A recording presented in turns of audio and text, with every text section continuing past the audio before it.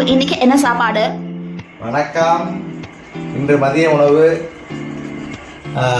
as usual very good white rice.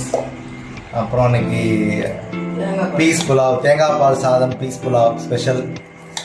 அப்புறம் probiotic enhancing வீட்டு தயிர், அப்புறம் பாவக்காய் பொரியல், உனக்கு ரொம்ப பிடிச்சது உருளைக்கிழங்கு மசாலா, வாழைப்பூ கட்லெட், மோர் மிளகா.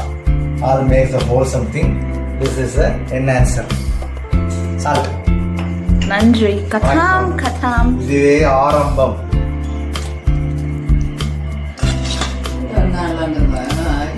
அது பரவாயில்ல, நாங்க சாப்பிட்ற நேரம்.